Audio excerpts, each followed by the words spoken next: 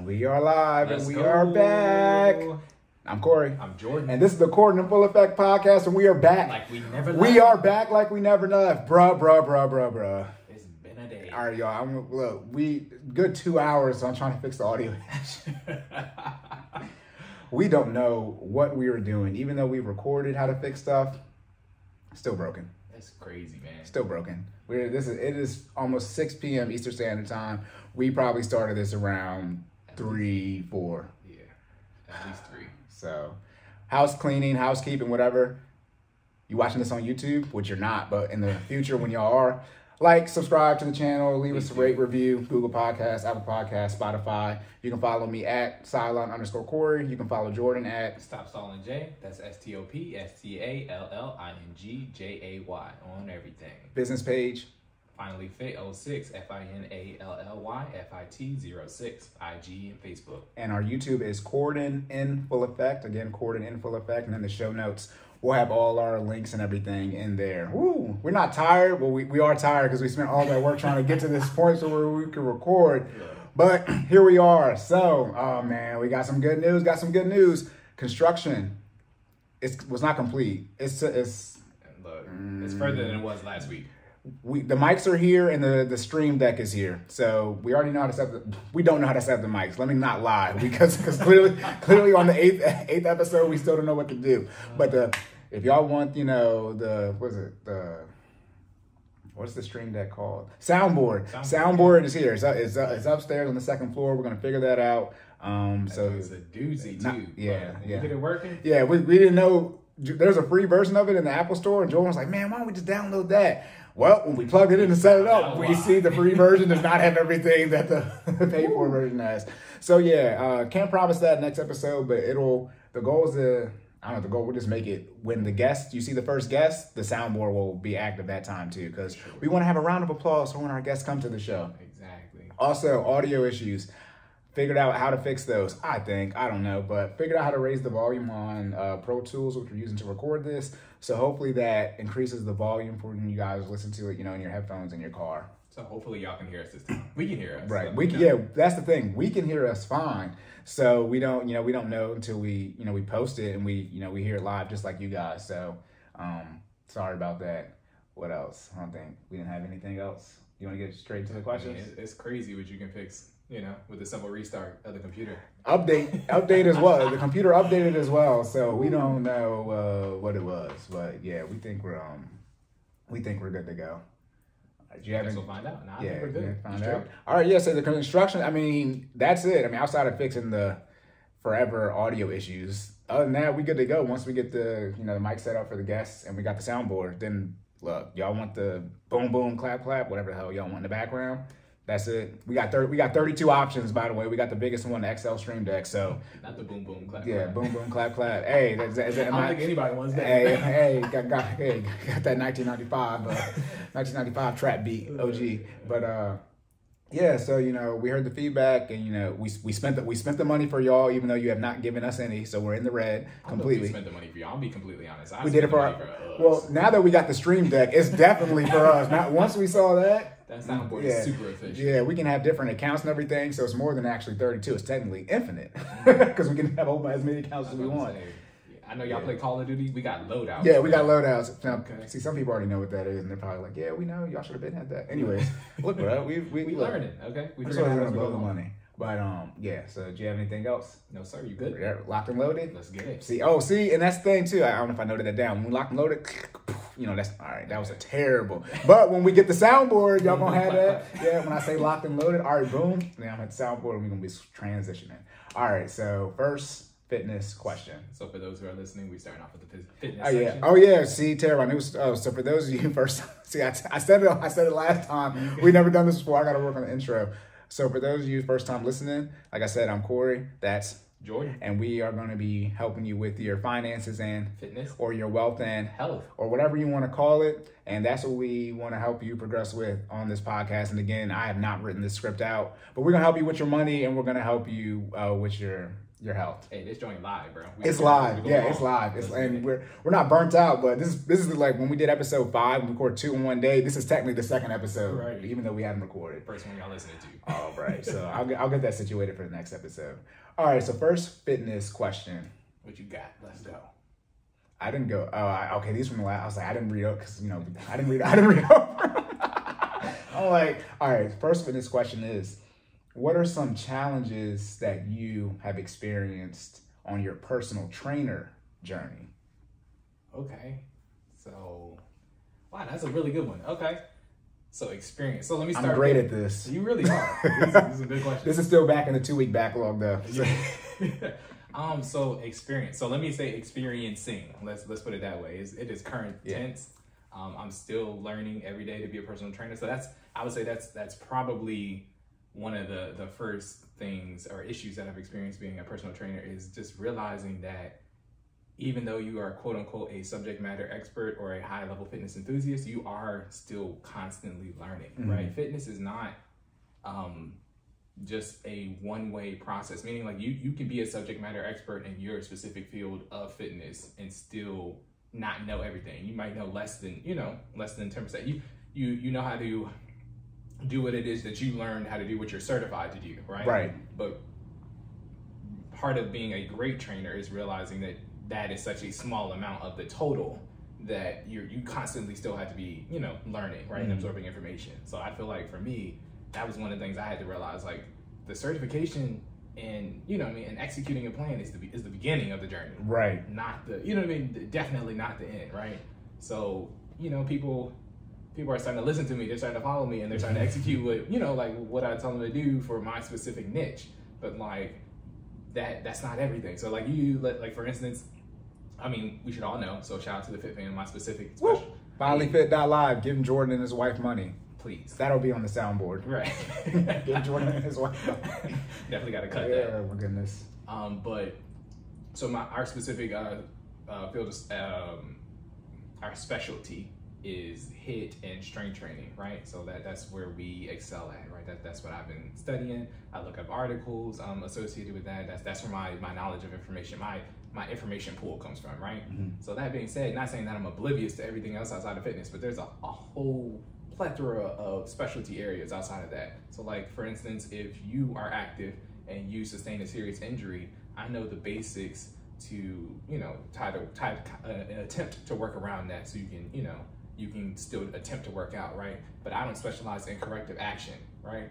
So what I would do is I would have to, tell you that I don't specialize in corrective action, right? The worst thing I could do for you is try to give you advice on something I don't know, right? I have to admit that I don't know that, admit that I'm still a student in other areas of fitness.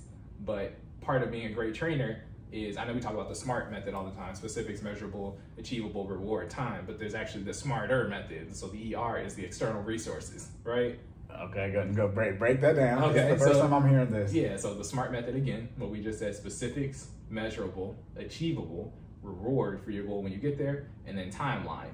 And then SMARTer is adding the ER to that, so external resources. A part of being a great trainer is having those external resources outside for the knowledge that you don't know, right? So again, sticking to my area of specialty, I know HIIT, I know strength training, you need corrective action. That's not what I do. But because I'm involved in the fitness world and I'm constantly learning, and following other people on social media and tapping into these other external resources, my job as a trainer is to make sure that you are plugged into my shortcomings. Does that make sense? So I should be able to get you an answer within 24 hours or plug you into an external resource that can then get you the answer within 24 hours. You know what I mean? If I'm doing my job efficiently as a trainer, I think that should be, kind of where I'm at.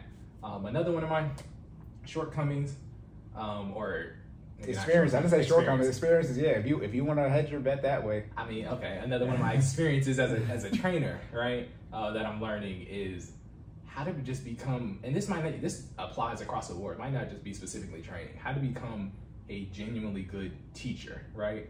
So what a lot of people don't realize, I mean, just in general, is that to be good at teaching something, so not even just training, to be good at teaching something, right? There's an art to that, right? So we've all had a teacher who is a subject matter expert in a specific field, but they are not great at disseminating information, right? To be able to be a teacher, that's clearly what you'll do. You have to be able to take your area of expertise and disseminate it to people in a way that they're able to ingest it. So what that means is you have to be, one, aware of who your audience is, be aware of how they process information, be aware of what information you're trying to teach them, and then be able to reform that information in a way that they're able to absorb it. Right? So again, I pulled it apart from being just a great trainer to be a great teacher, for you to be a great financial advisor slash, I'm not a financial advisor. Oh, sorry. Nope, I am not a financial advisor. Financial advisor. No, you're not getting me sued. I am not a fiduciary.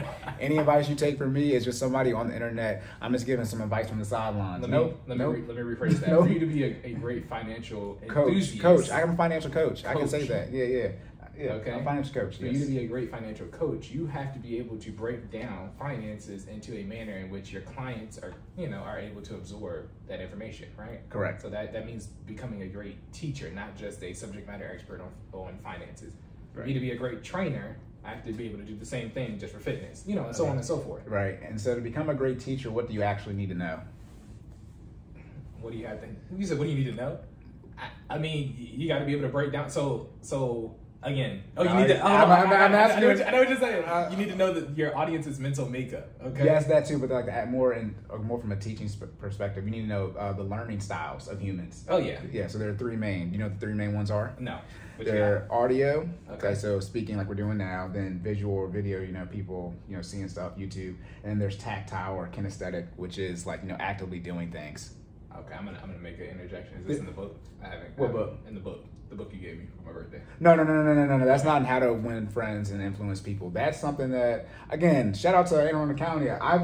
This is stuff I learned in elementary school. Okay, but there are more now because the science behind it as advanced. But you either learn things from seeing it, somebody speaking to you, or actually doing it. And usually you're one or two. It's like Kingdom Hearts. You pick offense, defense, and then special attack. You can only do two of them. Right. So someone like me, I'm like kinesthetic. So people are like that or tactile or whatever it's called. Y'all know. Y'all can Google it.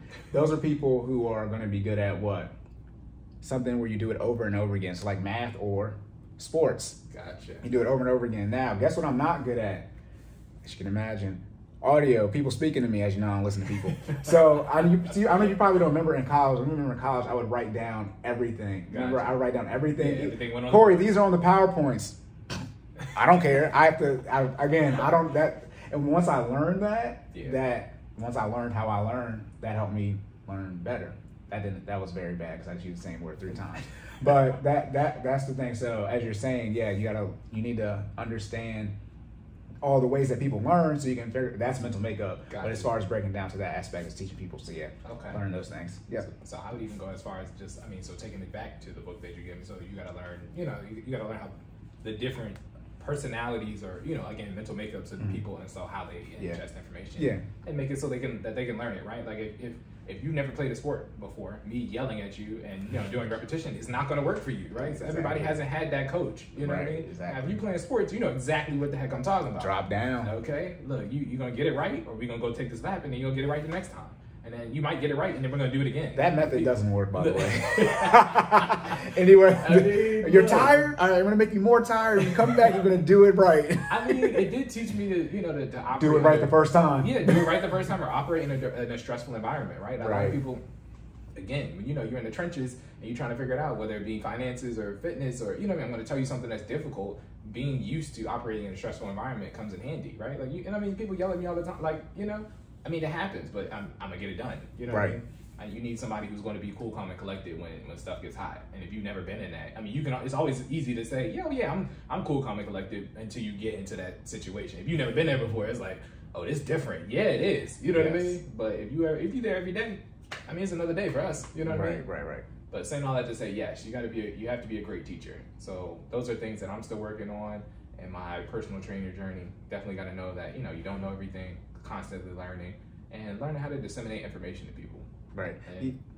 And then on top of that, go ahead. No, I was going to say, because you mentioned the book, I was going to say, that's not in there, the teaching style, like that's not in there, the learning styles. Right. But it does help you in that book. The book is called How to Win Friends and Influence People. So it does help you try to, influence people and understand people's mental makeup, not like that, but you know, the things that people do and just to help motivate them and keep them disciplined. Look, so serious plug for that. You know, like, no, I think I don't know if it's the greatest book of all time. That and Think and Grow Rich, you know, from in the motivational world, that's on everybody's list. Everybody's list. Listen, serious plug for that. Corey put me on. Helps your relationships too. It does, because I mean, it shows you how people process information and how they're supposed to process information based on their, you know, the way their brain works, right? And that helps you, you know, interact with them, whether it just be in relationships, whether it be in a, you know, a teacher-student relationship, whether it be in a spouse relationship, you know, son, you know, parent-parental relationship, that type of stuff. So, you know, it's something I definitely would recommend you pick up. Did you finish reading it? No. Okay. I'm getting there though. Oh, you almost done? No. No. Are you happy? No, it doesn't matter. No. Hey, I'm supposed to read 12 books this year. 1. Anyways, so I've read 1. Hey, this year got real busy. We started the podcast, so then I lost all my time. But no, that and Outliers by Malcolm Gladwell, that is a really good book. That will help dispel some of the gap issues between black and white people when it's more on how you're raising them. But that's generational wealth. Legacy talk. I'll save that for that. I just realized I'm going to snitch on myself. But yeah. So do you have anything else over things you've been experiencing as a personal trainer? Do you want to tap a little bit? That was more fitness stuff. Do you want to tap a little bit into the business side of it? Oh, yeah. So listen, so thank you for that. So from the business side, there's a whole slew of things that you just got to learn, just from a business aspect, right? Like if one of you never started a business before, you got to do research, right? You got to realize there's a certain level of work that comes with outside of knowing the subject that you're now trying to do professionally, right? Mm-hmm. So again, being a trainer, the minimum requirement is to know what you're talking about, right? So the business aspect comes in. You got to know how to start your organization, what services you want to offer, how you want to reach out to people, how to handle customers, how you're going to handle the back end, how you're going to handle the money, where do you put your, you know what I mean? How much do you take out for taxes? You know, how you track all this type of stuff, right? And if you've never done this before, it's a long learning curve to get up to speed on that. And then there's a lot of hours that you have to put in outside. So for those who don't know, me being a personal trainer is not my 9 to 5 yet, but speak it into existence. However, faith without works is dead. Okay, so we got to put that work in. You do. But yeah, so it's not my 9 to 5 currently. So what that means is I work an entire job, 8 to 9 hour days, and then come home and teach my fitness classes. Trains us. Yes, you know, and that's in addition to doing my own workout at 5 a.m. You know what I mean? So when I say we're putting in the work, we're putting in the work. So that goes back to that first question again. I mean, we're still on the first question, but that first part of the first question, you know, experience is time, right? You got to realize you have to put in the time and the time dictates the level of success that you will reach. Like I guarantee you, there's nobody out here who is successful that's not putting in the time and work outside of what's required. Like the minimum is to do, you know, to get clients and teach classes, right? Like that's what's expected as a trainer, but you got to manage the back end. You want to become better at your craft. So at the same time, you're trying to take certifications, you're trying to take classes, you're trying to upgrade your website because you want people to actually interact with it. And you know what I mean? And not just be a thing that's out there online. Like you have to continuously better your business,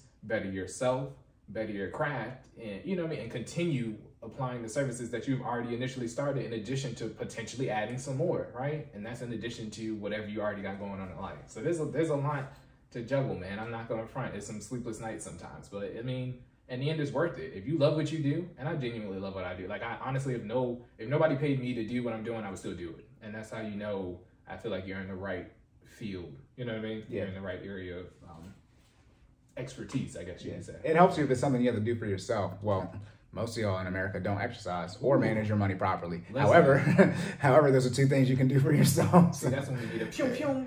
Look, I say, look, the soundboards. We're gonna have to watch some videos on etiquette. Be careful what you wish for. If you've been wanting the soundboard, just let you know it's gonna be. Look, it might be no need for the podcast. Just have a soundboard jumping all day, all the buttons. But yeah, no, I mean, when you can, if it's something you have to do for yourself, right, then it makes it easier to, you know, expand it and help other people and eventually profit off of it and make a business because you're already doing it for yourself. So that's obviously same way for finances and fitness. And so one of those other pieces that I would add in terms of my experience, you have to be a leader, right? And in order for me to be a leader, I got to do the 3 L's. You know what the 3 L's are? Lessons, learning, losses. No. Those are 3 L's. That's not those are the one I'm talking about. All right. So 3 L's are you gotta live it. So I have to experience what I'm trying to teach you guys. Because when you start asking me questions, if I haven't gone through it, I mean, how am I gonna refer to if I don't have real life experience, right? How am I gonna help you? You know what I mean? So that limits my level of expertise if I haven't lived it, right? So I gotta live it. Then while I'm living it, I have to learn it, right? So I gotta further my expertise. I gotta dig deeper into what I've already experienced, so then I can get into the crevices of, you know what I mean? What if I go left instead of right? Because I went right on my initial journey, but other people might go left. So I gotta know all the different, as much as I can about my specific area of expertise. So live it, learn it, and then I gotta lead it. So then you gotta prepare yourself to be a leader, right? Which means stepping up, again, acknowledging what you know, or embracing what you know, acknowledging what you don't know, and then putting yourself in the front. You can't lead from the back, right? So I gotta get up and do these workouts at 5 a.m. and try them, you know what I mean, before I bring them to the Fit Fam and execute, right? So those are the 3 L's. I was gonna make a very inappropriate joke. Do you know what I'm about to say? I don't. You can lead from the back. Yeah. Hey, yo. Oh my goodness. Oh my goodness. Oh my goodness. We got that explicit tag on, right? Dang, hey, I didn't say nothing wrong. Hey, okay. That's called suggestive themes or some crap like that. That's TV-14. Is that what it is? I don't know, bro. I just look. We're gone. I mean, look. Ooh. Hey, look. Y'all 50, 60 of y'all listening to this? It'll be good. But yeah. Right. Hey, gotta have the full effect. I mean, look, that's what that is. Look, as soon as you said it, my brain was like, no, you can leap in the back. Hey, listen. The leadership I'm talking about, all right, you got to be in the front, okay? Look, podcast. My bad. So yeah, I started looking. Look, y'all know what we talking about. Oh yeah, y'all should know by now. If you just hear us laughing, that means fourth wall, fifth wall, sixth wall, Deadpool, all in full effect. But no, yeah, I mean, people don't want to look. People don't know nothing about no leadership. No. People, y'all not even. Go ahead. What you got? You're not even leading yourselves. How you lead? Oh, see. Deeper. Economics. You know what the Greek for economics is? What is it, Cory? Household management. So if your economics or your finances are in order, that means. All right, next question. Okay. I'm saving that. I'm saving that. You put that in the pocket? Bro, when I was on Google and I saw that's what it meant, I was like, well, man, if you're not managing your finances, then that makes sense why your household is out of order. Because the economics, the finances, that's what that means. Oh, Cory, put that back in the holster. Look, you shooting at the hip? Soundboard.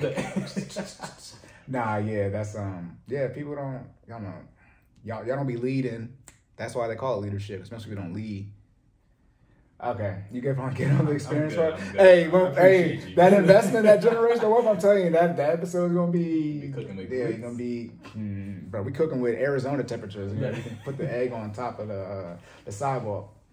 That's why I be fired up. By the way, I was born in Arizona, in Yuma. For those of y'all who don't know, so that's where the fire come from. That passion. Hey, and I was born in September, so that means like I was January to September. I was just in the heat, the whole progression of it. Never mind, y'all not even picking up. All right.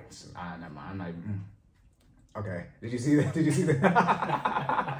All right. You good on that, though? I'm good, bro. All right. Next question is, because we're talking, let's get into more like, are you working out now, right? You're making progress, but you're experiencing the one thing people might be experiencing.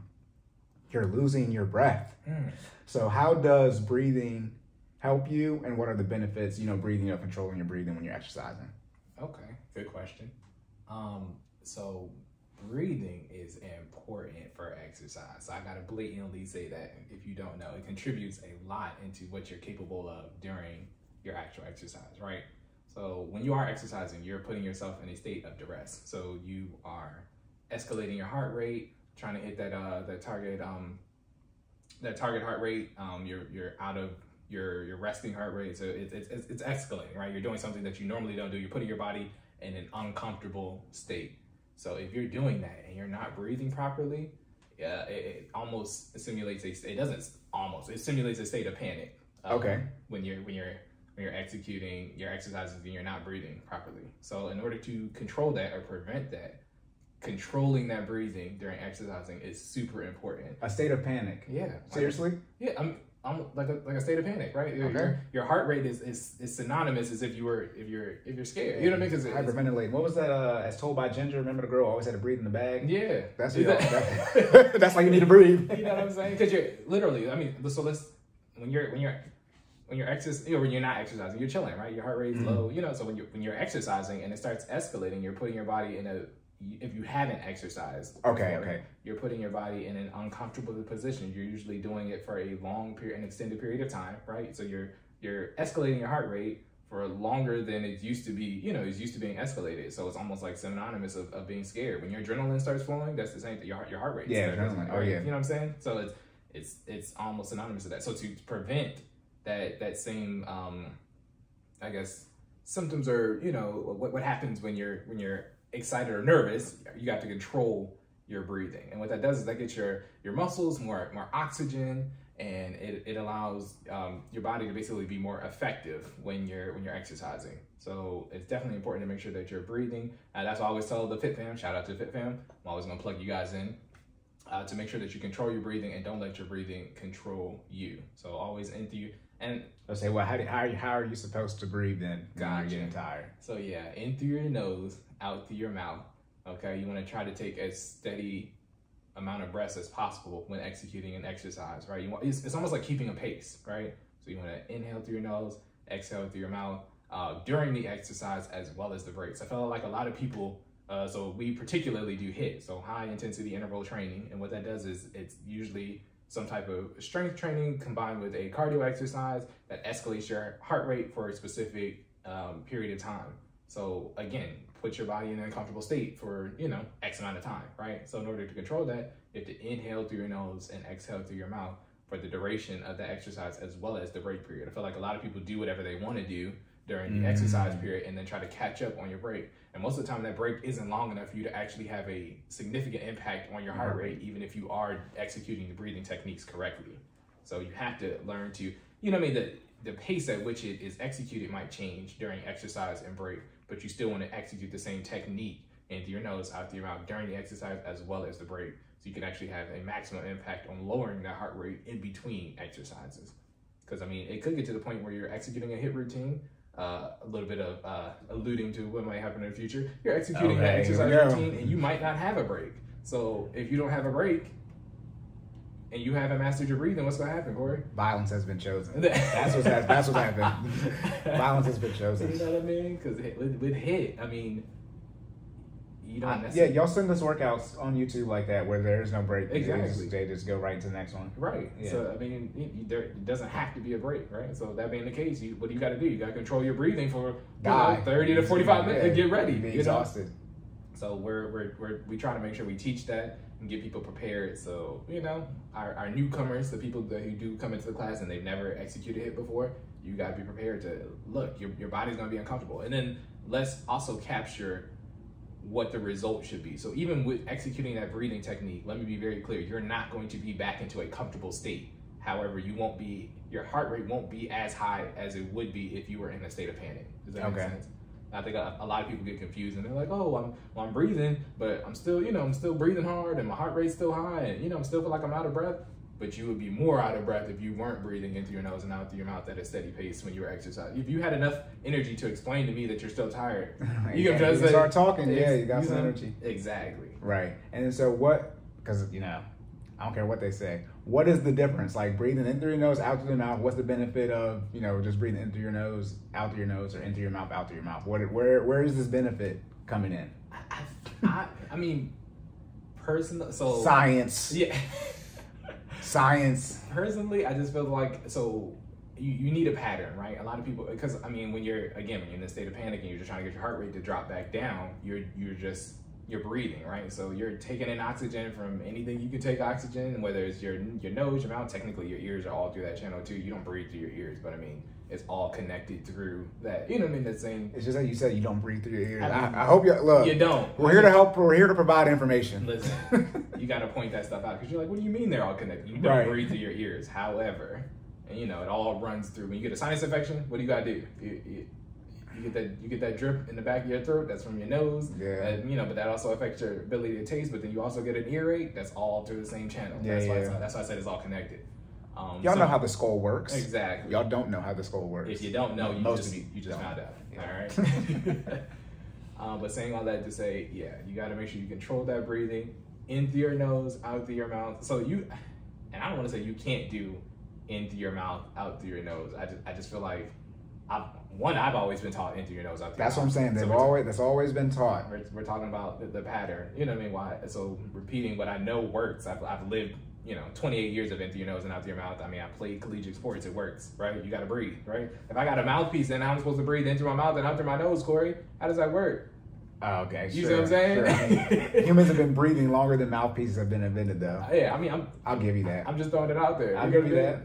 I mean, that's a high intensity sport. Again, bursts of 120% for 6 seconds. Like, and I'm talking about football for those who don't know. So I mean, into your nose, into your mouth. He wasn't playing golf. Listen, I had to. I'm putting it out there. He wasn't playing golf. What sport is he talking about? Football. Yes, football. Black people play 2 sports. Let's be clear. No, I just want to. I mean, people run track, but Listen, Tiger plays golf.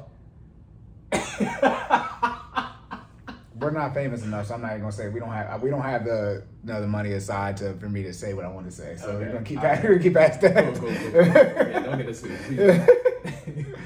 Oh my goodness. Oh my goodness. But yeah, guys, breathing is important. Bringing it back full circle, you want to make sure that you are able to control that and execute accordingly during your exercise as well as your breaks. Okay. Right. Excuse the beeps. His wife's home. Who cares? Y'all be good. So, sorry about that. Sorry. I'll figure out a way to mute it one day, but on this one. All right. Soundboard. But all right, so you get on the breathing stuff? Yes, sir. All right, so this is another next question ties into it. What can help you push yourself when you're tired, right? So now you're actually breathing, but how do you push yourself? Me. So let me say. Oh, Jesus. That's the answer to that question. Me. That is what Yeah. I'm here for. So, okay. I mean, there's a lot of things that help you push when you're tired, right? I mean, but one of I was joking, but one of the benefits of having a trainer is having that person to push you when you're tired, right? Like, I mean, again, I'm always going to plug the Fit Fam. When we have our classes on Mondays and Wednesdays, and, I always say, what do I try to do for the 4th round? I make you guys. We put our fours up. Look, they probably do it in basketball now. Definitely got it from football, though, because I played both. We wasn't doing that in basketball. Right. We wasn't putting no fours up in basketball. Because you got halves in college. Right. Put your twos up. No, we're not a sports podcast, but I would like the explanation of why you got 2 halves in college. Okay. And then you go from 4 quarters to all your life to just 2 halves for one moment. And then you make it pro. Then you go back to 4 quarters. Exactly. Anyways, but yeah. But yeah, so having that trainer or that other person that's external to you that's leading the class, motivating you, definitely help, right? I mean, that's what I'm talking to you guys through. I mean, not even just the 4th round, but every round, right? I'm talking you through round 1, round 2, trying to get your mental ready so you can push yourself and go beyond when you're tired. A lot of people don't realize is you have to keep the same mentality in round 4 that you had in round 1, right? People make what we call mental mistakes when they're tired, right? So that's the other reason I'm there, is to remind you, hey, don't give me half squats because you're out of breath. Don't give me not all the way down push-ups. You know what I mean? Like, don't fully extend. I need good form. I need still as many reps as possible. I don't care that it's round 4. Push yourself. I need more reps than last round. You need that person that's there to motivate you. So that's one thing that can help you when you're tired. The other thing is, and so the inverse of that, right? If you're a client of mine, I mean, I tell you all the time, if you don't hate me a little bit, I'm trying to say I'm not doing something right as a trainer. Like, you should have a little bit of an attitude. You should be upset, right? So think, and I know this is gonna sound funny, but think angry thoughts. Angry thoughts. I mean, my job is to piss you off just a little bit. But think about it, right? I mean, I'm always gonna take it back to sports. When you had your best game or a really good practice for football or sports a lot of the time, right? Well, it's probably usually after like a bad day, right? You have a bad day in school, you'll go out and you take somebody's head off on the football field, right?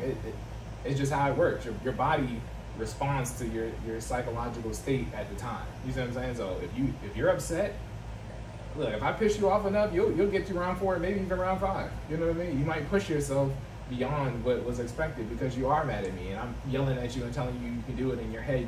You know what I mean? Eventually, you'll be like, all right, let me do it so Jordan will shut up. Exactly. Get it done. Shut me up, please. That's my job, right? It's to push you beyond your limit. So again, having that trainer, and then the inverse of that, you know, being a little upset at that trainer will definitely motivate you.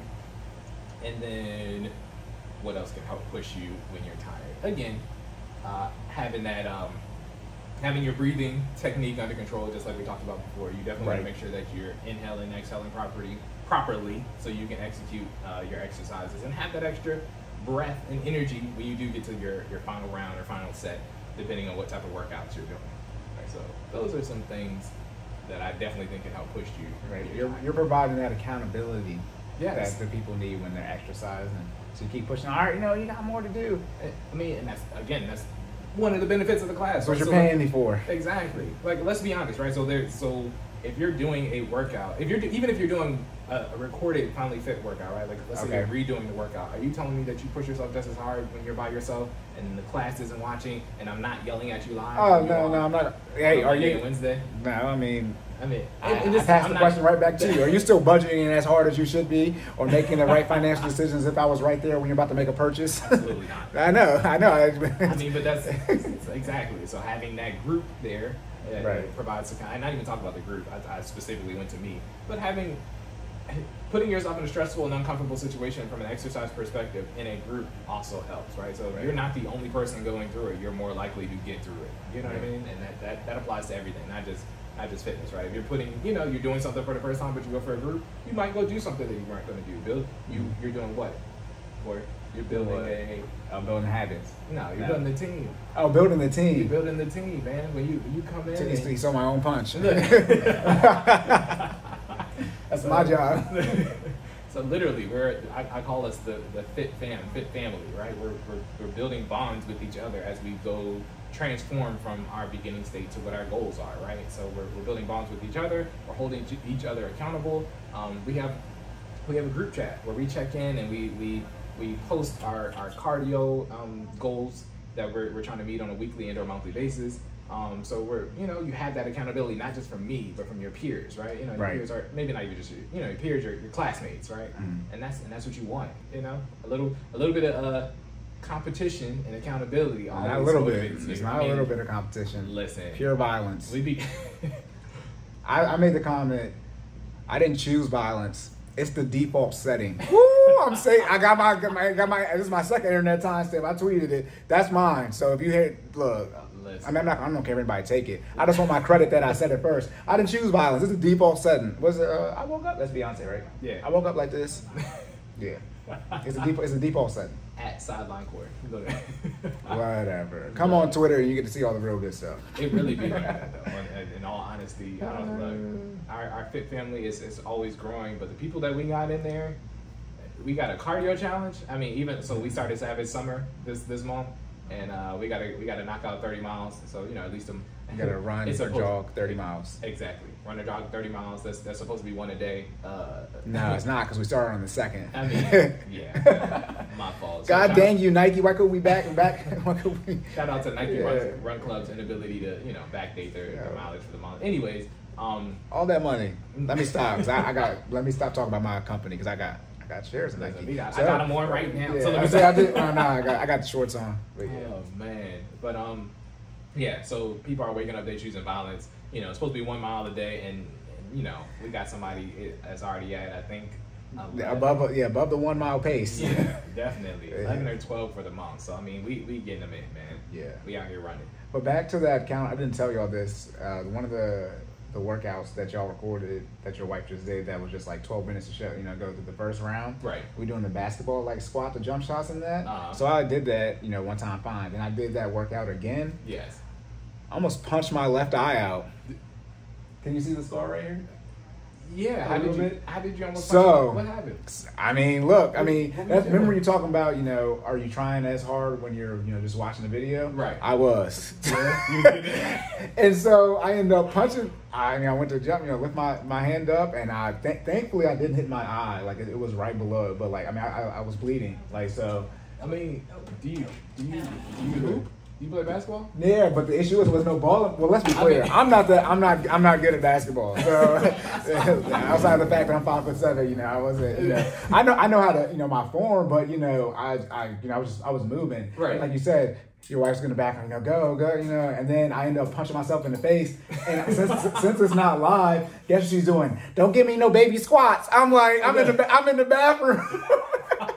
and now I'm sweating, so like, like my eye, like it's just that burning feeling. But yeah, that happened. I never tell you, but yeah, I mean it's healed up now. But yeah, that happened. Like, and it was bad. Like, I was in pain. I was like, thank God it wasn't my eye though, because I got that LASIK surgery, so I can't afford to mess up. Right. That money.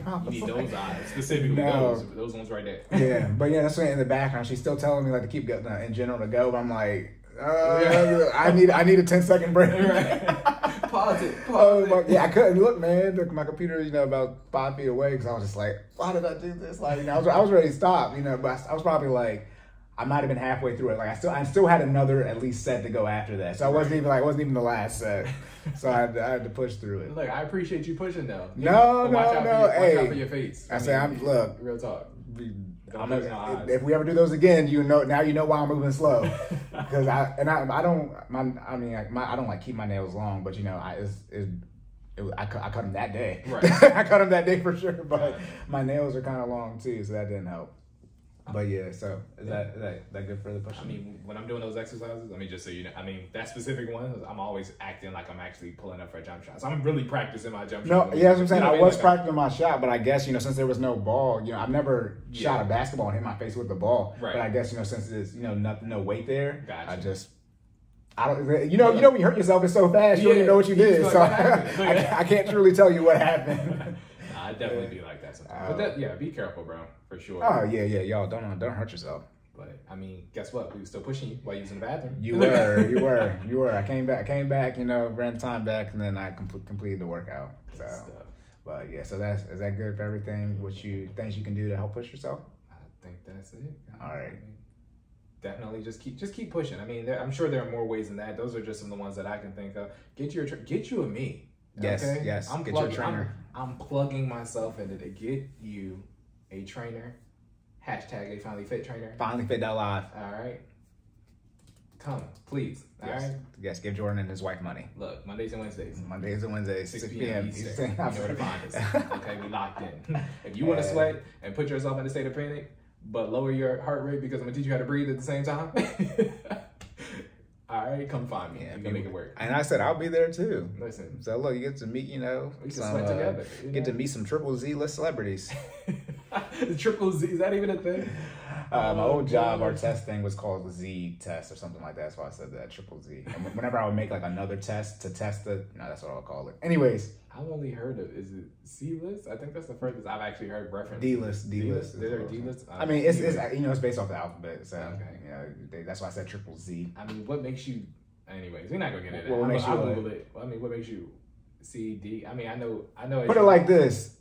B-list is as low as it gets. If you want B-list is, I can't think of the name, but like A-list, Angelina Jolie, those type of people. And then B-list is everybody else that's not them. If it's C-list, you don't see them on, there's... I feel like A-list should just be celebrities, right? Those are people, if I say their name out loud, you know who they are. Yeah, exactly, yeah. And then B-list is, you would really only know them, like people who are in the industry, but they still, have their own movies. C-list, D-list, Lifetime, my bad. Anyways, all right. Lifetime got some, it's the same movie every time, but, Lifetime is good. I saw, here we go. Yeah. I saw Megan Good had one. It was literally Gone Girl.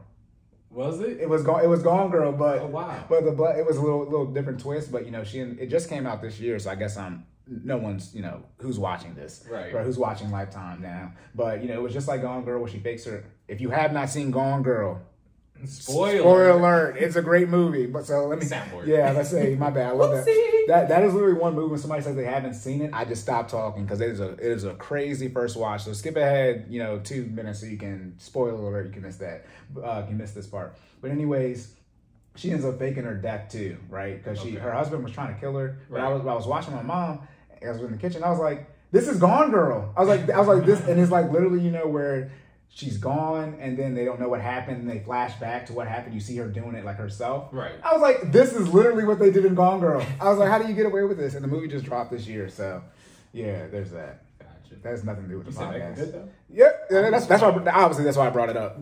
That's why I brought it up. Shout out to Megan. Hey, shout out to Devin Franklin. That's her husband. Love it. I mean, see again. I mean, not continue. Right? I'm shaping ourselves for the future. I don't want to. Gotcha. So I follow Devin. They're a great couple. Good stuff. But so you get on those? Yes, sir. I all think those we're good. Fitness questions. Yeah. All right. Boom. Lock and loaded. All right. Switching gears to the finance questions. Again, this is the first episode of the month. Wait. Yes, because tomorrow's the 7th. I was like, dang, I messed up. So. No, you're good. Budget. We're going to figure it out because a lot of this stuff happened, but we are going to go over budget type stuff. As I always said, first of the month is going to be budget based, maybe. But now I'm changing. Right to change. We got some budget questions though, I think, right? Yeah. All right. You ready? I'm ready. You know me. Okay. Locked and loaded. Let's get it. I'm shooting. Okay. So for those that want to get into the budget, because this isn't our first episode talking about budget, so we're gonna get a little deeper into it than face level than we usually do. Yeah. So for those that want to get into the budget but don't have the mental makeup for it, how do they adjust and still execute efficient financial planning? You know right. what I mean? Basically, if they're not made for this, how do they get around that? Yeah, that goes back to the learning style I was talking about. What are the chances? But like you said, mental makeup. Everyone can budget. You have to figure out what works best for you, just like your learning style. Everyone can learn. You just, if the way you're being taught isn't the way you learn best, then it makes sense why you are not learning what you're being taught, because that's not your best learning style. So same thing with the finances or your mental makeup. But always the first thing, as you tripped me up on, first thing I recommend, the team. First thing you gotta have is a team. Jordan's supposed to come in while I was scratching my nose. Sorry for that slight delay. Anyway, he didn't know me. But anyway, I didn't cue him in. I was waiting for the live. I missed the note. Sorry. But you gotta. This is when you would have your team in place. This is what I was talking about. Decreasing the tabooness around finances. The more open you are with discussing your finances, the more the people on your team can help you with that. So when, let's say, you are, most people do this, you're struggling to actually not budget, like you can write it out, but you're struggling to execute the budget. Okay. That's called discipline. You know what that word is? Yeah, you know what the remedy for that is? What's the remedy for that? Growing up and being an adult. See, look, it gets to some point in time where how old are you? That's what I thought. Oh. Anyways, I mean, because again, like why can't you, again, that's what I would say. I let people, when they start out, figure out your finances, all that income outgo, right, and just execute a budget, regardless of paying off debt, emergency, all those type of things, investments. Just as you make this amount of money, just don't spend more than that. Right. I'll see you in a month. Like, can you? I mean, most people can't do that, and that's a discipline standpoint. I guess you can call that mental makeup if you want to. But at the end of the day, when you're starting out on the budget, right, like you can't get any traction, which is what this question is about. Right. That's just being disciplined to what you said you're going to do, what you said you were going to do, which most people, for whatever reason, can't do. And that's when the team comes in play, because they are going to be your accountability partners. Okay. So that sounds familiar. Yeah. Hopefully the goal is obviously, if y'all haven't been understanding, for the team, those are your accountability partners. So in short, y'all come together, say, hey, I'm going to do this. And then when y'all meet again in a month, they're going to hold you accountable to make sure you do whatever you said you were going to do. And then as things evolve, you start making progress for everyone to do. If you want to pay off debt, build a savings, invest, which is really the only 3 things you can do anyways, you start working towards that. It takes about 3 months to truly get on a budget, like, not a strict one, but, get in the rhythm of things. But, what if your spouse had to add a spouse into this one? Right now, one is good, one is bad, right? So one spouse is down, but the other one isn't. Whew. Remember I said, don't get on the same page with finance with your spouse. Get on the same page with finance with your fiance. Sure. Like I said, so again, obviously it can be fixed, but it's a hard fix, y'all. Yeah, it's a hard. I mean, hey, divorce. The only thing before divorce is bankruptcy, which usually leads to divorce though. So, because it's finance issue. But bankruptcy and divorce, try to avoid those at all causes, all cases. But some of you, like I said, you might have married the wrong person when it comes to finances. And the further along you are in the marriage, the more not intertwined your finances are, because it should be joint, but it's the more things you have done. And then obviously you add the big one of them all, kids. Oh man. I can help you. You guys can be helped. But that's when it really comes to, again, the team. This is who you should have on your team. We mentioned this too. The person that's just going to tell you what to do and not care how you feel about it, and then you need to listen. That's me. No, I don't talk like this to my clients anymore. But that's really, You see how you dropped that anymore? No, I never was talking to them like that. First off, Ask them about the results. That's what I thought. Ask them about speak on the results. You happy or no? I mean, no. Okay, yeah. That's what I thought. Nah. Look at all this house. I said, look at all this house. This is the first floor. Right? There's most houses have 3 floors, Corey. You got 10 bathrooms? No, but yeah, that's hopefully you have someone like that. Well, hopefully you aren't this person. Right? Hopefully this isn't the person that's struggling on the budget. But that you gotta a big trigger word. Trigger is a trigger word, right? Toxic is a trigger word. But submit. You guys got to be willing to submit to somebody else's plan, and not in a negative word, but the real word is cooperate, right? Work with somebody or go along with someone who's trying to help you at the end of the day. So execute. Yeah, I mean, to do what you say you're going to do. Like you said, I mean, at the end of the day, Cory or the person in your group who is synonymous to Cory is just going to lay out the roadmap. It doesn't mean anything if you don't follow directions. You know what I mean? So you have to be disciplined and be able to execute the plan. All right, discipline. All right. Yeah. And let me clarify this about the team. I do offer team building services, my most expensive one. And no, I don't have a price for it, but it's still going to be my most expensive one. This happened yesterday because we had our financial meeting yesterday because it was the first Saturday of the month. And I'm anti single point of failure. Oh, you can't have those. And we had a question, right? And I was just letting everybody else answer. And then I was subpoenaed to answer. And I'm like, no, y'all good, right? That's the eventual goal where the group, the main person who does whatever, they don't have to always, drive or be the one speaking. Everyone else has gotten to the point where, they were probably they had the information but not comfortable speaking up. But you get the camaraderie and everybody's good to go. And the main person who's always telling you to do it and they don't care how you feel about it, they don't have to speak up anymore. I still spoke obviously because I was asked, but I was like, hey, y'all got it. Shout out to growth, because every time I answer one of those questions, and I'm like, is that right, Cory? You be like, I be telling you, Jordan be sounding like, hey, he's been brainwashed. I said that too. I said, I ain't got nothing else. I said, Jordan, he sound like me. He's been listening. We get locked in, man. Yeah, so that, again, I mean, we do computer stuff. Foundational, the team's first. So if you don't have, that's what I'm saying. If the issue isn't the team, then I'm going to go back to the team. You know what I mean? So you're saying their mental makeup and they can't budget. So I'm going to say, is your team in place, right? Because there's no other issue before the team. I mean, you got to get yourself together in general. Right. But if you don't have the team, then that's the issue. I don't care if everything else is met. I don't care if you're on step 1,562. Now, what if you got a mixed team? What do you mean by mixed team? So let's say I got a team of 6 and I got 3 people who are like me that are struggling to get on the budget, and I got 3 people who are executing. Are those who are executing expected to sway the rest of us on the team? Oh, I see what you're saying. What happened? Somebody's going left, somebody's going right. Right. Well, this is when business. This is when you got to keep it business. In short, some months would go on. They would not be on the same team. Okay. I if it gets like I said, don't tell me. It's a new roster. Right. I said, don't tell me how much you disagree with me. Go find somebody you agree with, build a team with them, and then if we meet in the future, lace up. If it gets to a point, and it is obviously you gauge it if if it's new for everybody, right? And they're just learning, they can't figure it out. But if results have been had, right? Say it's like us, we're paying off debt focus, and the debt's been paid off, and not that it would be an issue if they were saying, nah, this is not how you pay off debt. Okay. Now, if they're struggling to get on the budget to pay off debt, that's one thing. But if we're showing you that the debt can be paid off $60K in 2 years, $100K in 2 years, Gotcha. And in fitness is different. This is math over here. Right.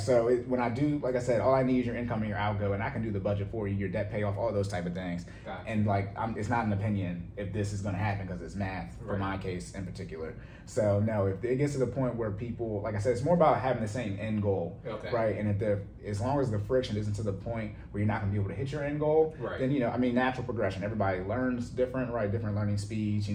Everyone starts at different places. But if it gets to the point where people are saying, let's say this, I don't want to have an emergency fund. You need a new team.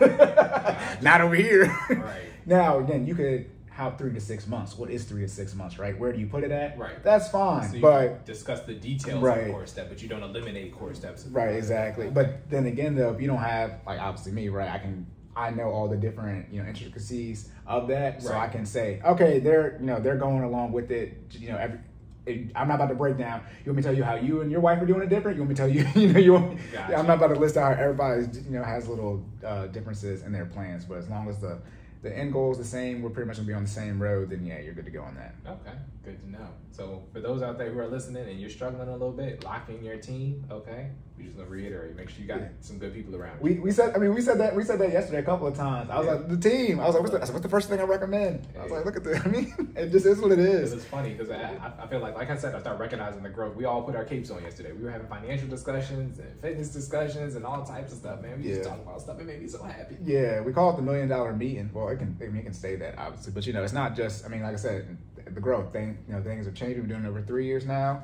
For the first 3 of us, me, you, and name redacted. Definitely have to get verified if I can say that name. We gotta check. Right, but shout out to you. Yeah, she knows she is. We love her to death. But then we added other people into the group, and then it's just been over a year now. Yeah, so 18 months, 18 meetings, and now so it'll be 19 in August.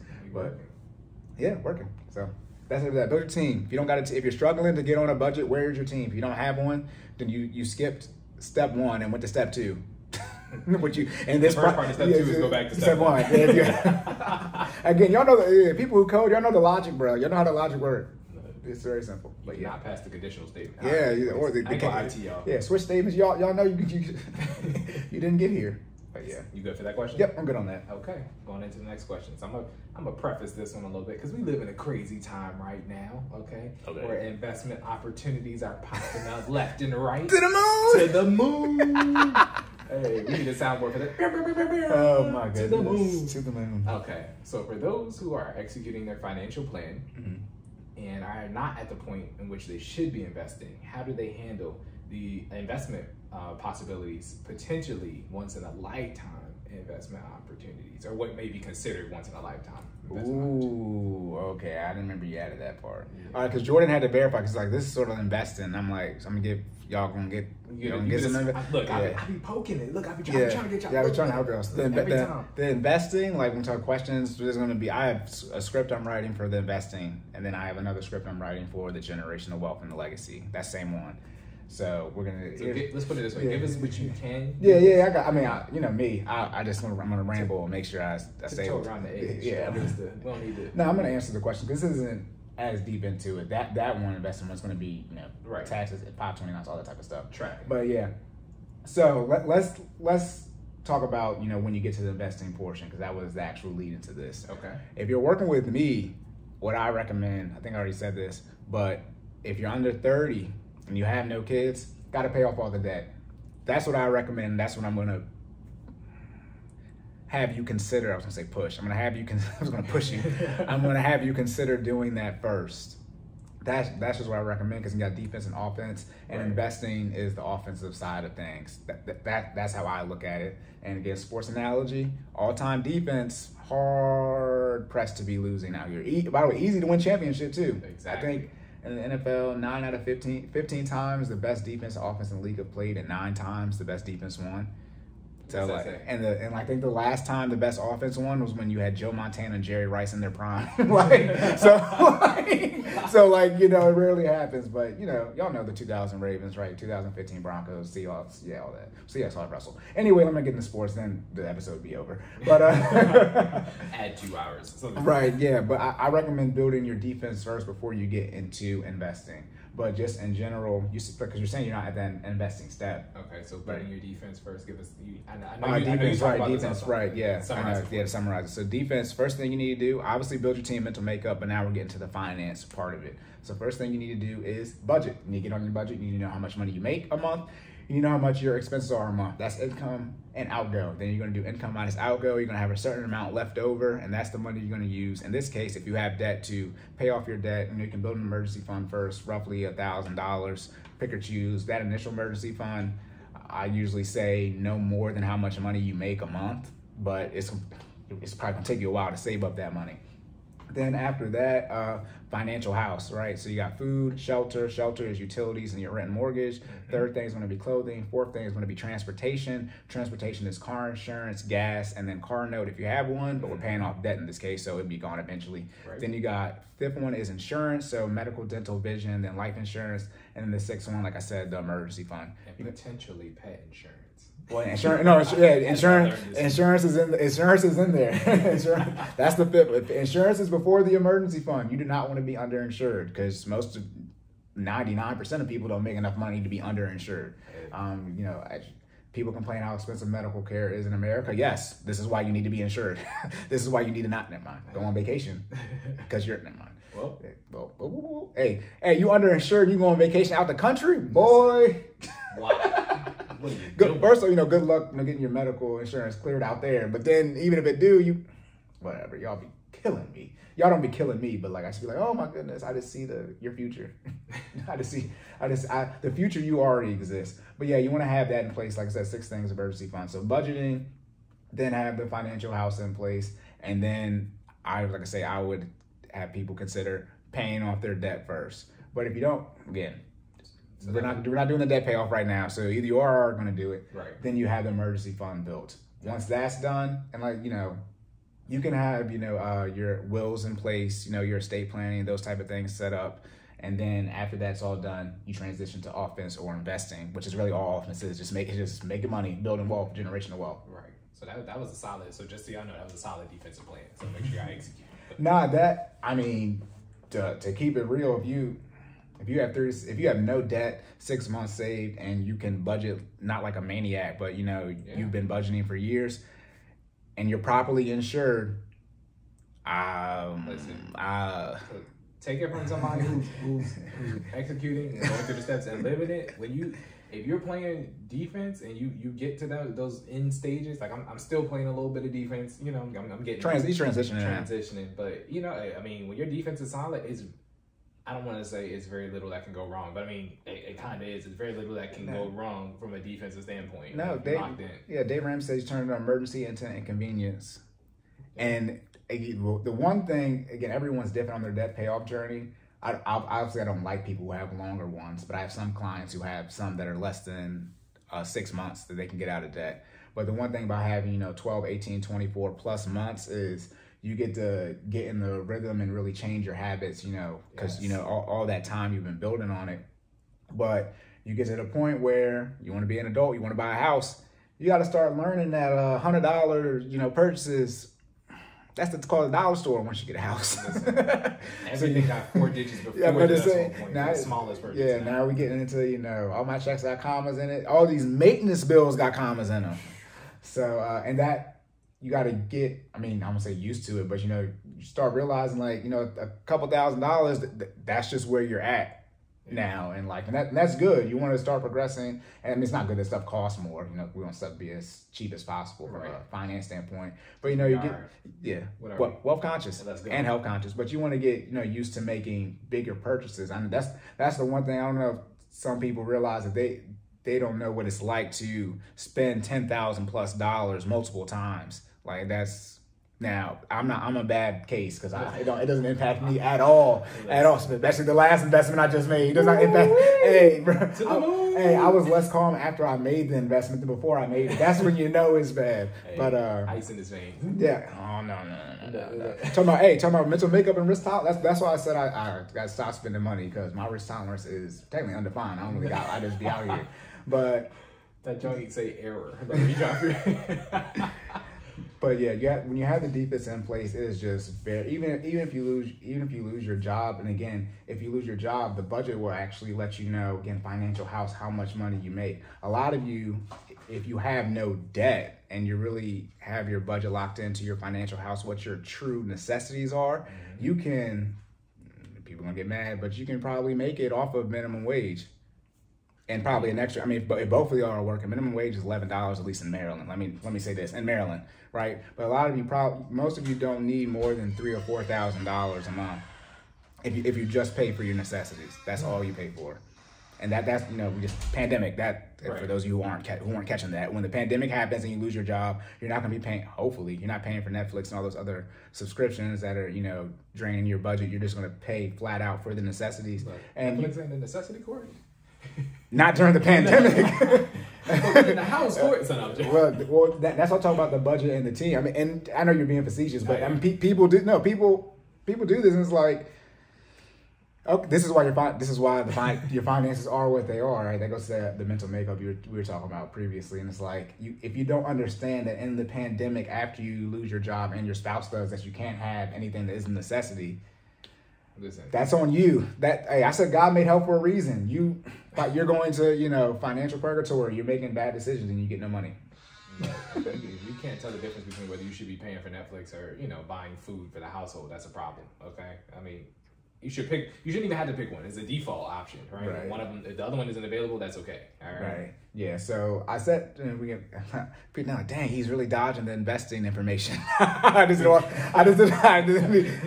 Walking that tightrope. But I got to be clear on that. So you had the defense in first. So let's say you're not really at that point. So you're sort of like the position Jordan and his wife are in. You're transitioning. So you're finishing the emergency fund and you're right about to get out of debt. And it's like, how do we move towards investing? So for investing, what I wouldn't say I recommend, this is just the math on the situation. 15% pre-tax income. So you make $100,000, you need to be investing $15,000. That's 15% of $100,000. Now, you don't need to invest $15,000 pre-tax dollars. Mm-hmm. That's different. The amount of money you invest needs to equal 15% of your pre-tax income. That's completely different. So let's say you have a 401k and you have a Roth IRA. So in your 401k, if you put $9,000 in there, right, that's pre-tax. In your Roth, you would put $6,000 in there to get your total of $15,000, which is 15% of your pre-tax income if you make 100%. You don't do I put $9,000, pre-tax dollars in my 401k, then, whatever the tax is, say you put $4,000 in your Roth because that's technically post-tax dollars, but it's technically $6,000 because, I paid the taxes on it. Nope, 15% of your pre-tax income, not 15% in pre-tax dollars. So that's what you want to work towards initially. What I really recommend, I guess I'm going to dibble dab in it now. I recommend either 0% and from a 401k standpoint, 0% in your 401k, okay, whatever you need to get your match. Some people have crazy matches, so we have a friend who says she's getting 10% match. Woo! But most people, mine's 5% to get 4%, and and then the 4% is technically 0.5%. Right. But usually it's 4 or 5. You gotta put anywhere from 4 to 5% in to get your match, right? I feel like the way it's phrased is usually 3% for every dollar, every dollar for every other dollar. Yeah, it's just 4% for every dollar. I mean, look, we can do math, anyways. Right. Hopefully, we can do math this episode. Yeah, I think it's gonna be good on this one. But when I listen to this, I'll probably be wrong. But yeah, I recommend 0%. Or enough to get your match, or putting in the 15%. The one reason I say that is back to the budget.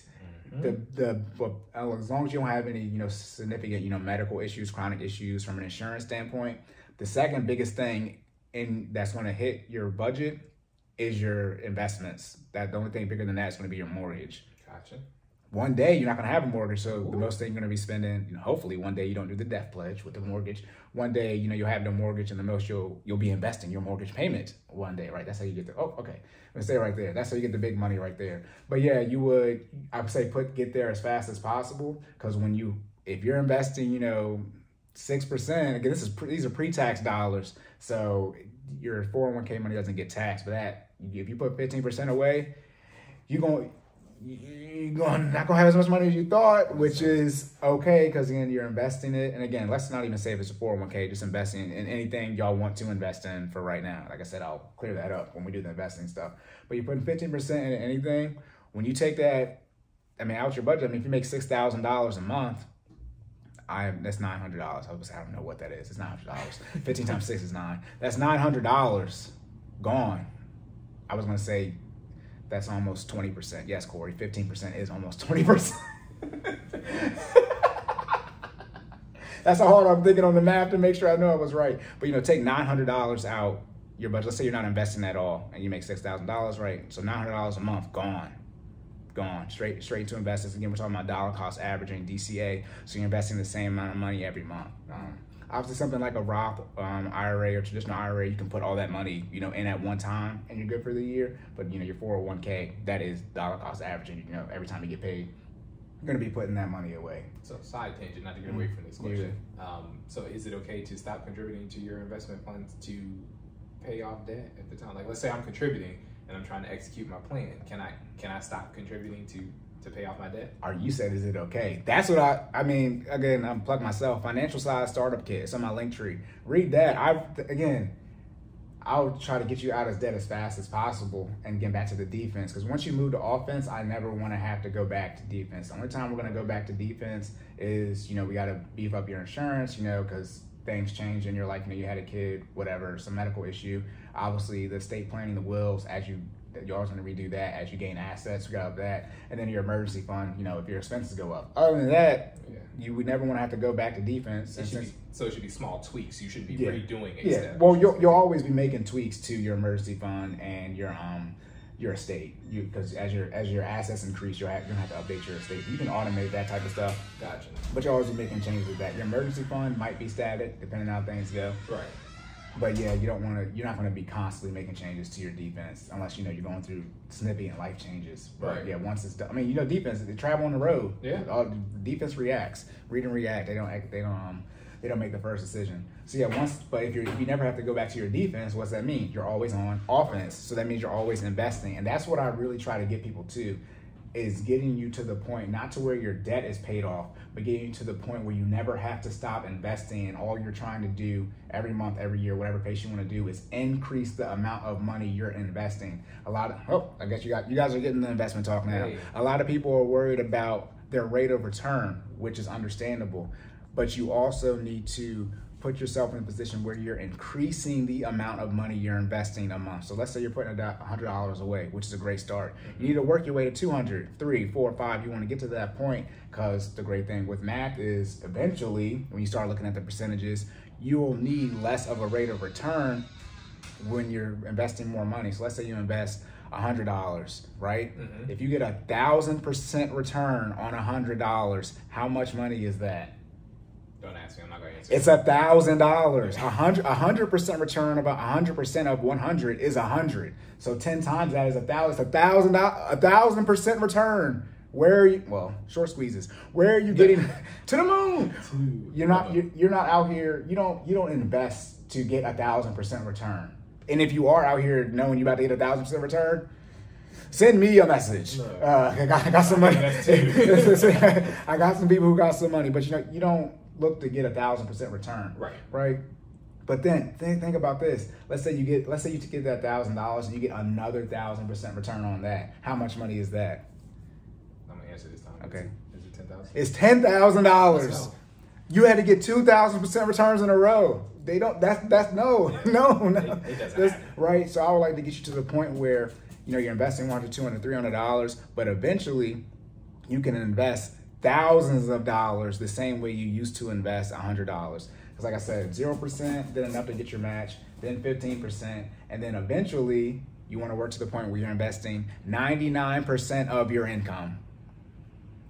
I'm going to leave it right there on that. You said 99%? 99% of your income. That's what you want to work to. What do you think the wealthy do, y'all? That's a lot of money, bro. You want to reach that's the goal. But then they can live off the interest or their 1%, right? I mean, I guess they got enough. Their 1% is more than. I mean, let's think. Let's say you make $100 million a year. Right. 1% of that is $1 million. Oh yeah.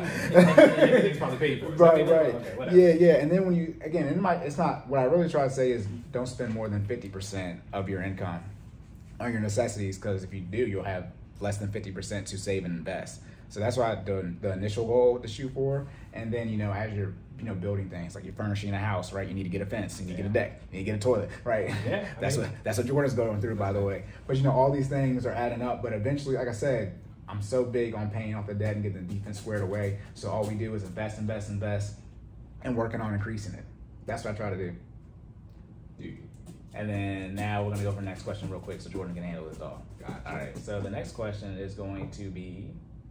Are you all good on that? Yeah, I'm good. That works for me. So okay. Shout out to the moon. Shout out to the moon. Oh yeah, AMC plug. Look, if that, I'm not saying y'all should get on it because it's not the investment advice I give. Right. Oh, let me say this, back to the investing. Once you start investing, you can start, to each their own. So we don't have any debt. And, so we, can invest like crazy. Your risk tolerance, do whatever you want to do. However, I wouldn't get in on it. Well, and I'll save the deeper discussion when we actually had the investing talk. But I mean, to the moon. Yeah. To the moon.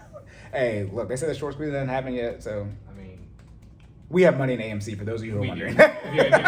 You were questioning it. There's no question. Yeah, I have a lot of money in AMC. We got some bands in there. Yeah, I could have got in at $14. Instead, I got in at 56. But they said it's to the moon. We still supposed. Some people said it's supposed to get the quintuple, 5 digits. Nah, look, it's not about to go that high. I need only a couple $100 for the money I put in. I really need $100. I just need to double. I just need $102. We're gonna make it work. But all right, yeah. So let's go for the next question real quick. Gotcha. Okay. So the next one. This is a question from an anonymous source, aka me. How? So if you get an extra lump sum of money, I think that is defined as a windfall. Is that correct? Correct. Is there a specific amount for that? No. Oh, I'm gonna. Yeah. Okay. All right. Well, I'll just ask the question.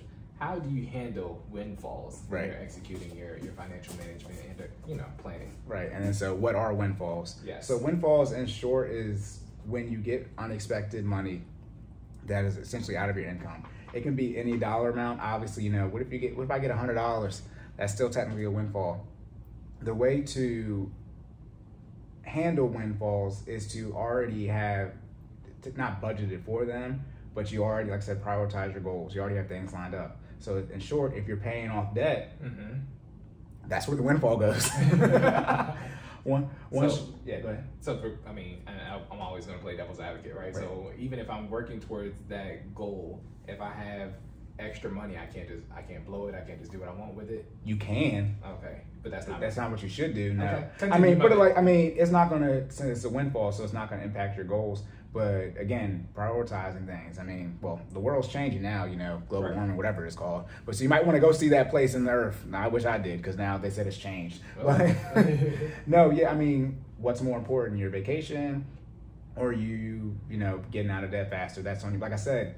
You have already, if you're getting out of debt, you've already prioritized getting out of debt over the vacation. So that's where the money should go. But let's say you got $5,000 left in debt, right? And let's say you get $100,000. Let's say you're on dot or something like that. Right. Well, you can go on vacation now because you pay off all your debt, you save your emergency fund, and now you can go on vacation. So obviously it depends on how much money you get.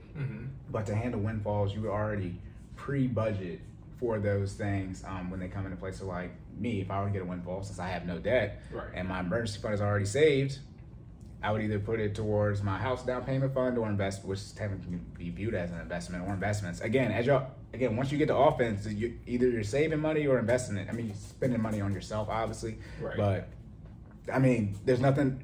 People act like there's a lot of stuff to do. There's necessities, debt payments, investments, lifestyle. So I'm either spending it on my necessities taken care of, no debt. So I'm either investing it or spending on my lifestyle. Gotcha. That's what happened when I got my let's real life example. Shout out to taxes, but I got all the stimulus checks. So $3,200. Shout out to the fact that technically it's how much you pay in taxes, not how much your actual income is. Welcome to America. But so I got $3,200. All that got put into the stock market, except a couple $100 for me to update. I still had clothes from high school I was getting rid of, but I invested all of it. And some people are like, "What? How you get to?" Look, man, as y'all saw the post, I put in that work, so I pay off the debt. See the 2-year sacrifice. Luck is when hard work meets opportunity, right? So I put in the hard work, right, to get out of debt, and then. Again, I didn't set the tax laws, so that's just how it worked for the stimulus check. And just to circle back around that, there will always be opportunities, but you put in the work. You got to put in the work, right? Yeah. So I invested most of that money. Some of it I used. I did lose my job at the start of the pandemic. Technically, it was a wash though, because I could have taken it from my savings. But yeah, the $600 and the $1,400, those last two I got. Yeah, the last two we got. Those $2,000, almost all of that went into my Roth IRA. Shout out to QQQ, but I don't know if I can say them things. But buy all the big companies so I can keep getting money.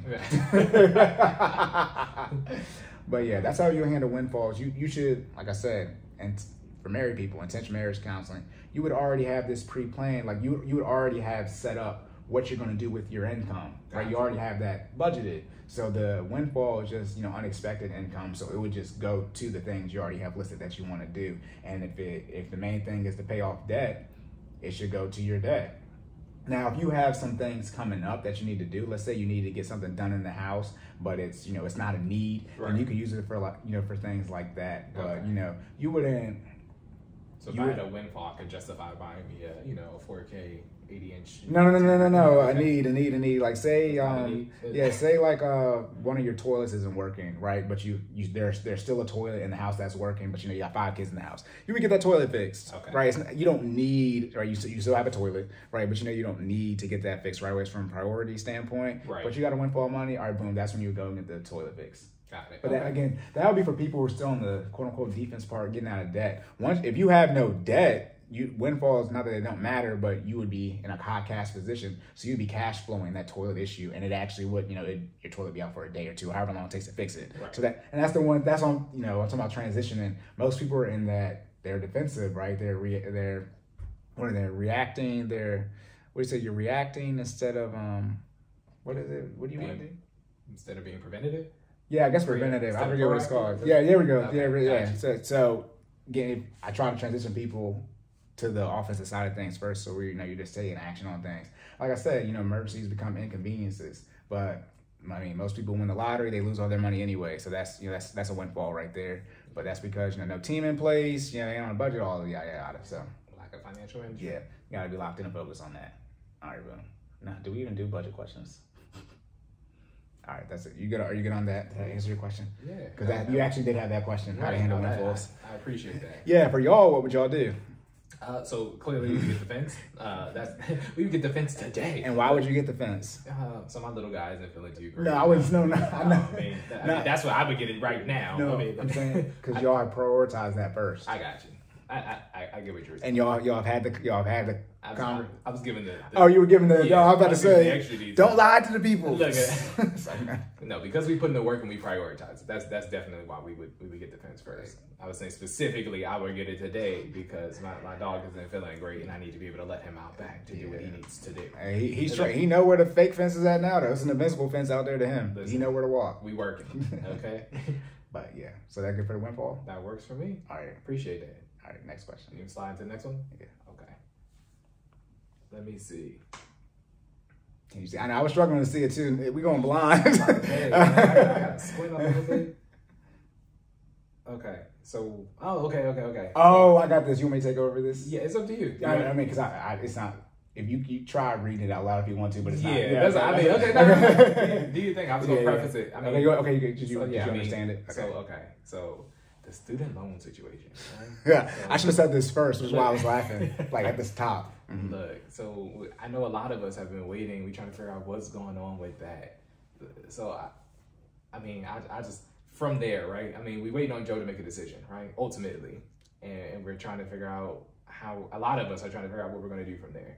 What is your take on that aspect? What's going on? Yeah, budget episode. By the way, since the second question is, like I said, I didn't reword these, but the second question is about this too. So we're gonna get into the budget and how to manipulate the budget too. And that second question to tie this in because it's gonna be the same thing. Gotcha. So you said this yesterday too. Yeah. We're still waiting on Joe. Joe has made the decision has been made. Well, let's be clear. Everyone who knows logic, we've been told y'all the student loans aren't gonna be paid off. Let me sound good. Corey. No, let me say. I could be hopeful. Let me show y'all the game. They said they'd be willing to give, rumored, right? They never, obviously not happened, but right, $50K, that was the most, right? That was rumored to each borrower. That would be the most you can get. Okay. Right? How many borrowers were there? Or are there technically? A lot. 40 million plus. Okay. What's 40 million times 50,000? Let me get on my calculator for this one. It's 2 trillion. How much student loan debt is there? Less than 2 trillion. So why don't they just forgive all the debt? If you're saying you're going to put up at most $2 trillion and the debt is less than 2 trillion, then just pay it all off. So they was lying. That's what you're telling me? No, they were telling the truth. I say, they're politicians. That's redundant. I mean, but that's one of the things where people I put in order to pay off student loans. So I really don't care how y'all feel about it. But you just have, I know people there's some of you who have 3, 4, 5 times your pre-tax income in student loan debt. again, back to what I said, your parents and your grandparents, they didn't give you information, so I did. Sorry, you got to go to work.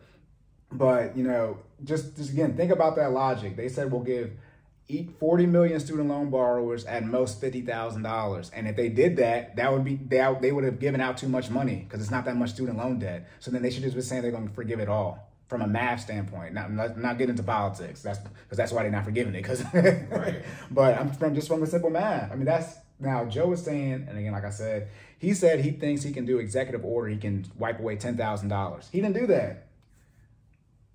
But he said, I want Congress to do it. Well, he should have wiped away $10,000 with executive order, and then Congress argue about the $40K. Right. But that's what I'm saying. Like, even from a non-political standpoint, just, you know, staying with your word, but discipline. Could have took the 10K in good faith, man. He could have did that, yeah. Just so let you know about this life. Yeah. So I probably said it already, but your student loans aren't being forgiven. There are programs where people can get it forgiven, but for those of you who are banking on, I can't forget what the acronym is, but the Public Student Loan Forgiveness Program. I just said the acronym. I said the whole way, but but like that, where you got to do 10. It's not even 10 years. It's 120 qualifying payments. Right. A lot of you probably.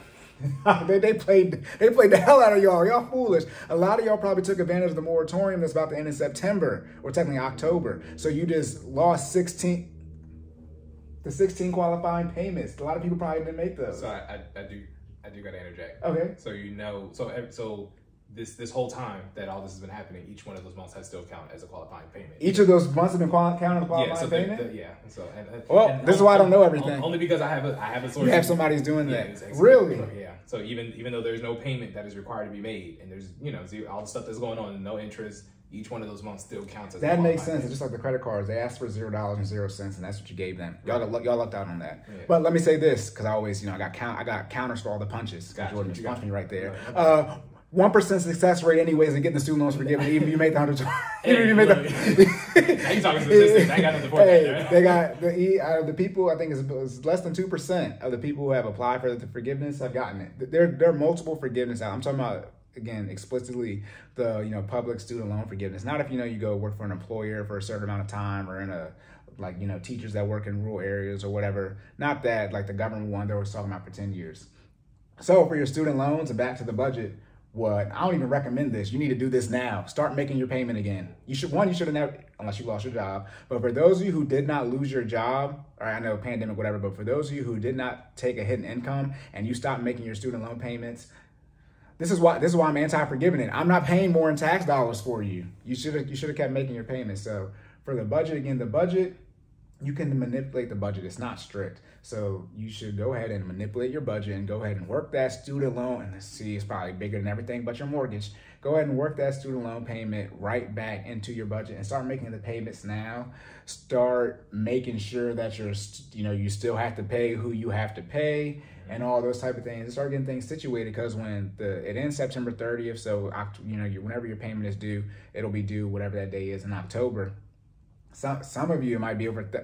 You gotta add $1,000 back into your budget. Most of you is probably at least $300, right? $300, just boom, right back into your budget. Now again, for those of you who lost your job, obviously, I would say not sympathetic or empathetic, but you have less money, so obviously you have less money to kick out.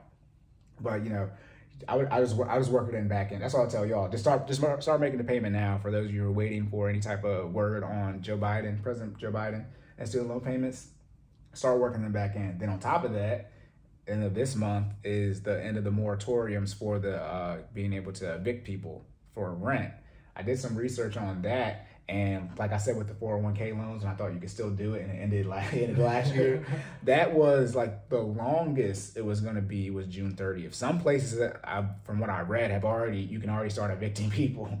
But just think, if you haven't had to pay for your rent or your student loans, and that's going to be added in, within 4 months of each other. That's probably the two biggest things, in your budget.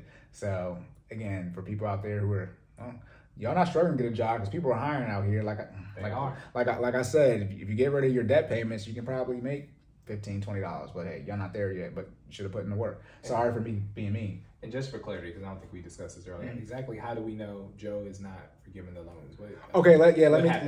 Let me clarify the definition of forgiveness. The moratorium for student loans, or the forbearance, I think that's technically called, is scheduled to end September 30th. Gotcha. 2021, and obviously people are, you know, if they don't forgive them by then October your payment's going to due.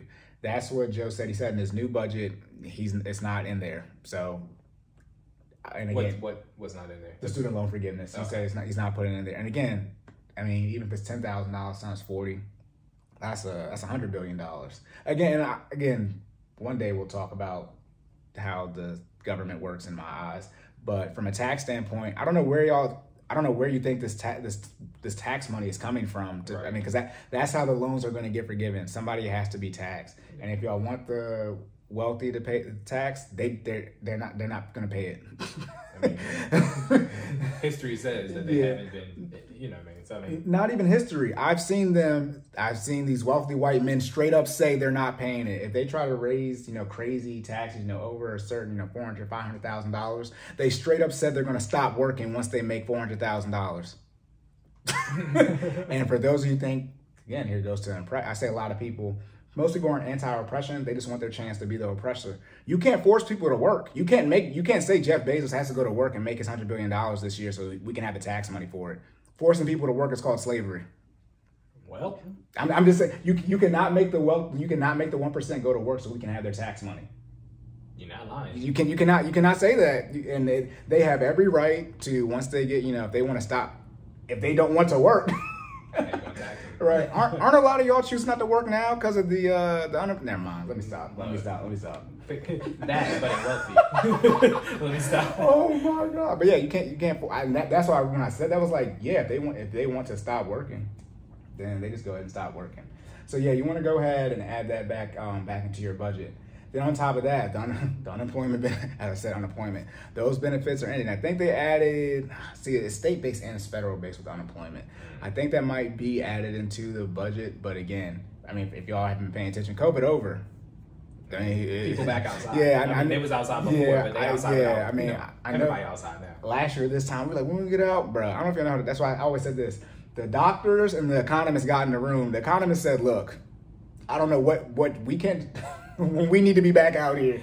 But so I mean, like I said, places are hiring. Like I said, for those of you who don't, you know, you can't put your new job on Instagram. Sorry, get over it, grow up and be an adult. You know, you need money to pay for life. But yeah, the unemployment benefits are ending or decreasing at least. Your student loans are going to start back up, and your rent is going to start back up, and or you're going to be able to get evicted now. Like it just is what it is. And on top of that, the killer of everything, why you need to invest, inflation.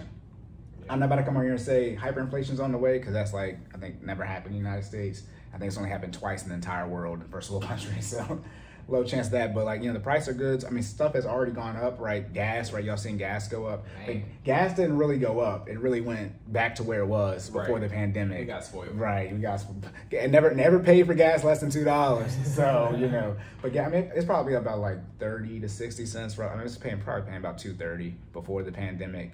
And then now I'm paying right at $3. They're just leaving it literally at $2.99. I don't know why. I guess psychological standpoint. Yeah. But you know, but again, I mean, the price of goods is likely to go up across the board. So be prepared for that. But again, that's why you got to be on a budget. That's why you got to have your financial house in place so you can know exactly what you need to pay for. I said that. I'm gonna say it again, and I'm gonna say it slow again. You need to have your financial house, food, shelter being utilities and your rent or mortgage, clothing, transportation, insurance, and then some type of emergency fund in place so you know exactly what you need to pay for. Because if these unemployment benefits are ending, right, if your student loans are going to start back up, if your rent's going to start back up, you might have to get evicted, so you have to find a new place. You need to know exactly what you need to pay for. You need to know what you need to pay for. Okay, and again, you need to know what you need. Yeah, I mean, yeah, I was going to say that, you know, again, no Netflix. And now some of y'all thinking, no Netflix, well, how am I supposed to you can lead from the hey, people try to tell me I wasn't funny. Y'all lost y'all damn mind. I am hilarious. So we be having a good time. I mean, I hope y'all are too. You know? No, so yeah, that's the one thing with the budget for this episode.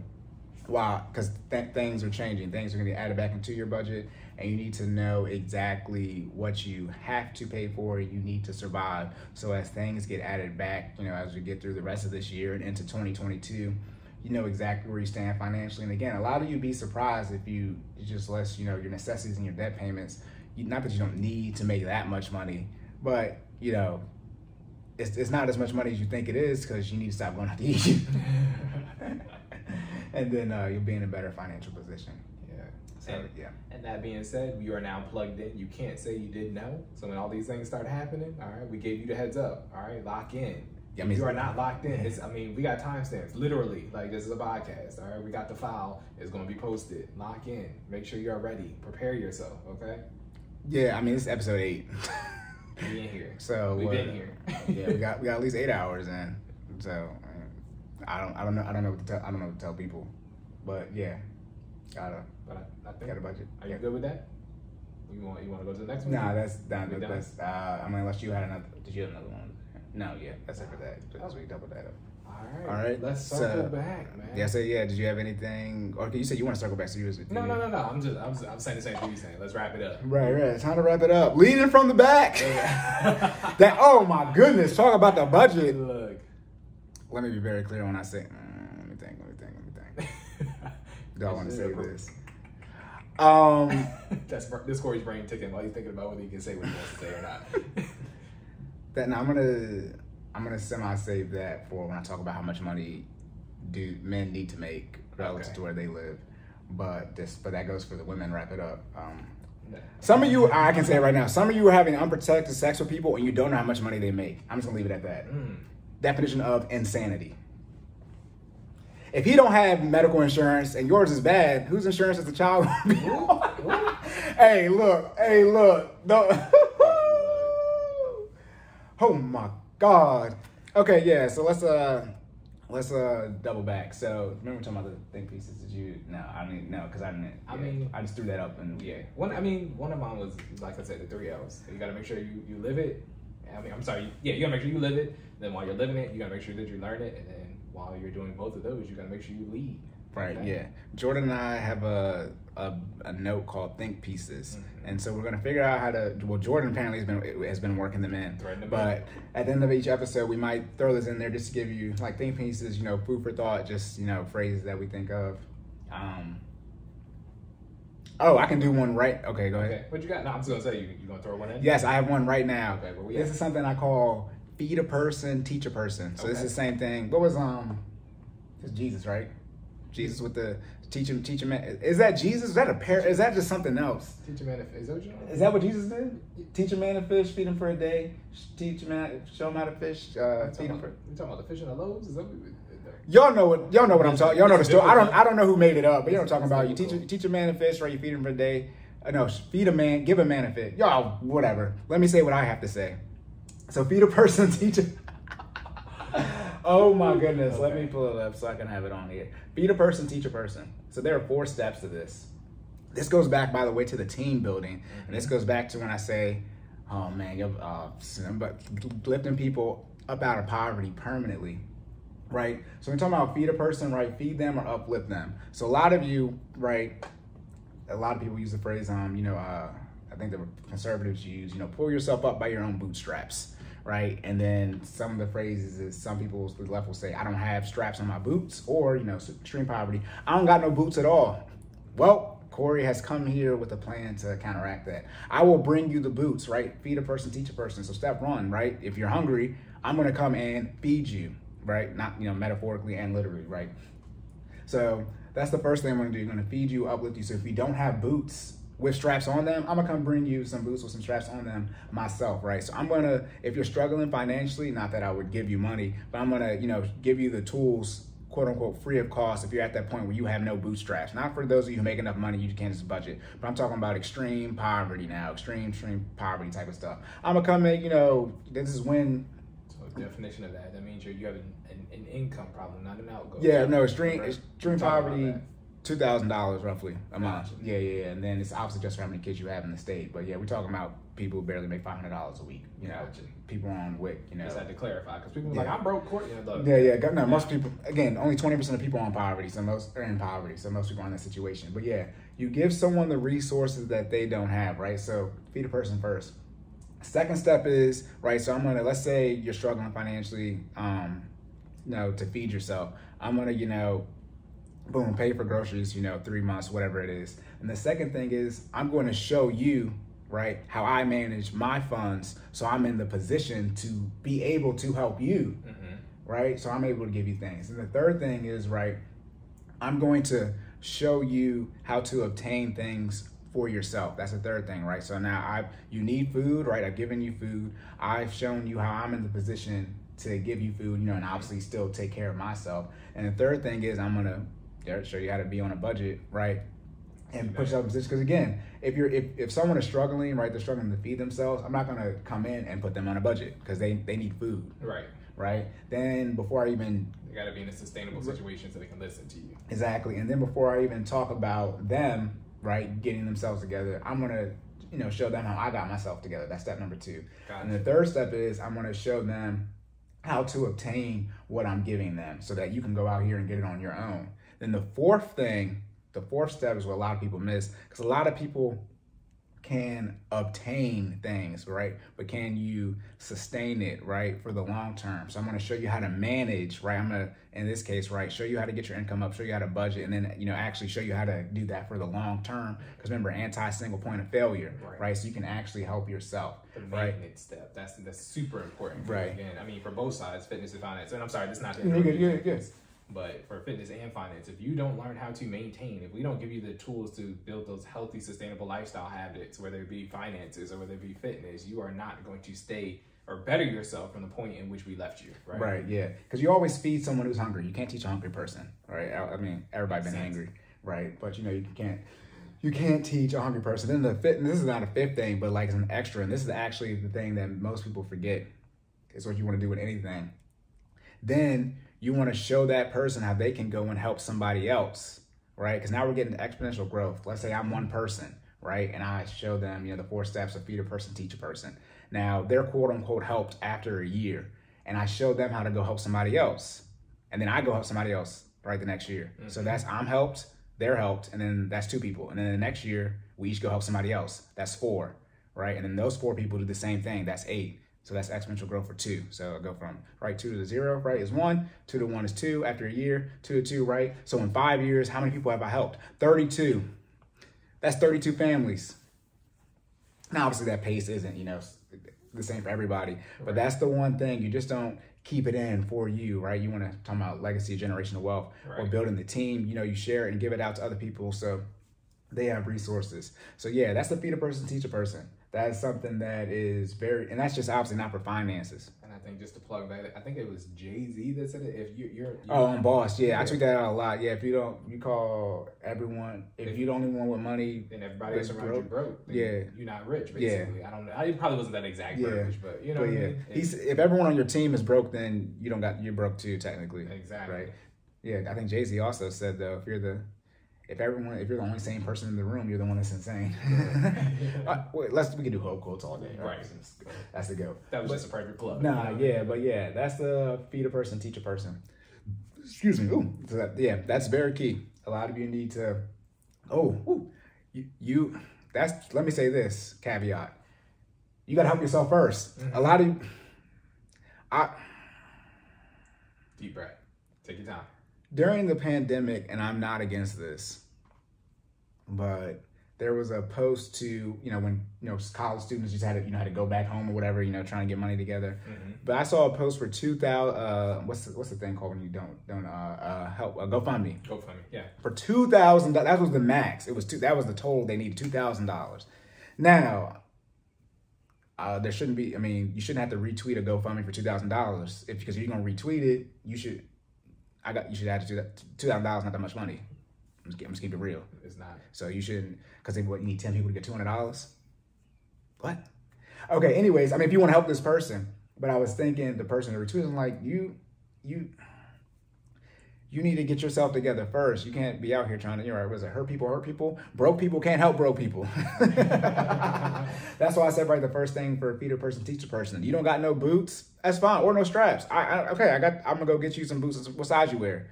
But then step 2, 3, 4, and 5, right? That's what you're talking about, listening to somebody, right? Submitting, right? Cooperating. Oh, no, I don't listen to your plan, Corey. All right. That's why, again, I said I got the counter for your puncher is God made help for a reason. you gotta, want to help yourself first in every case. It's like, I mean, you got your boots. Good luck walking.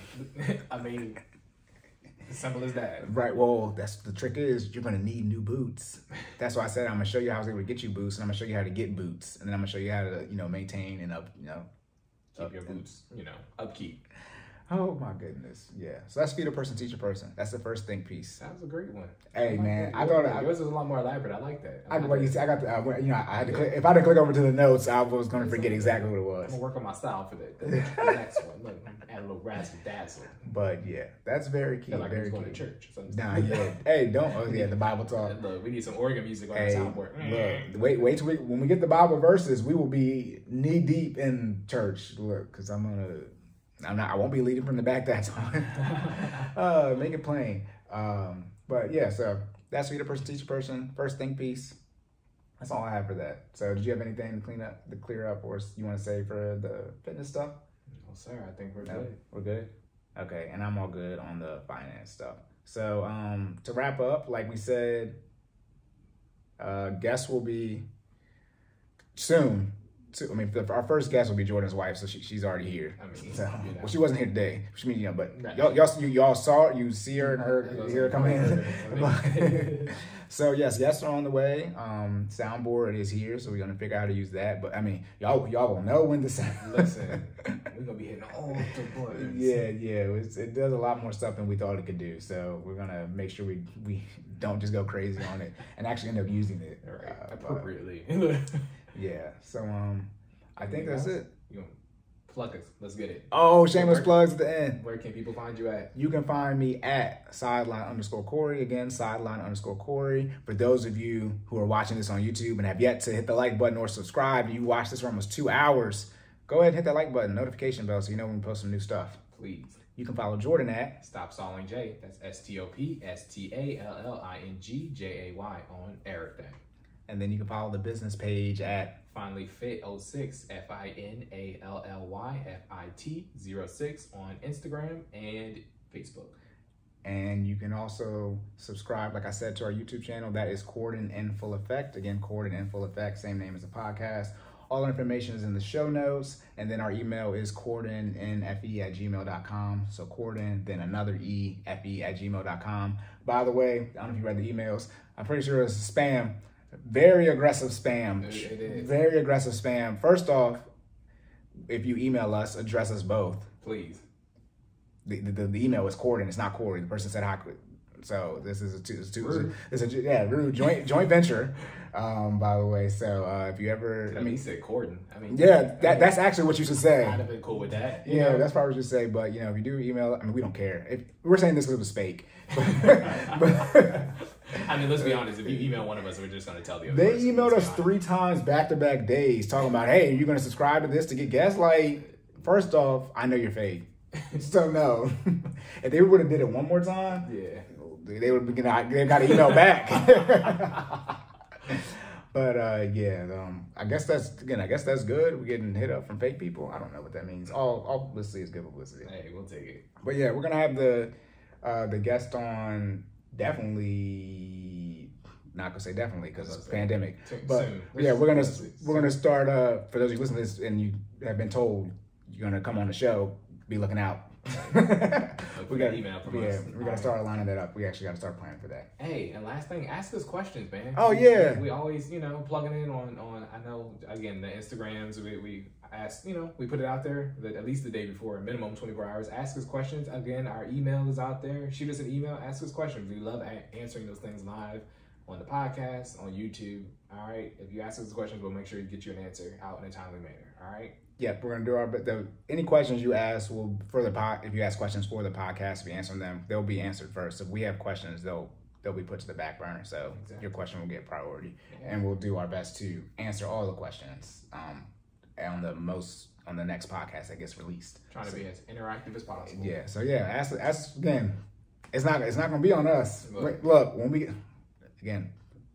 Investing in generational wealth. When we get there, tell you all you're gonna be out hung dry. Right. Because it's not gonna be our fault. But yep. All right, we good to go. Let's get it. All right, boom. End of the episode. So remember to save more and say less. And keep making better your best. And we will catch y'all next time. Let's get it.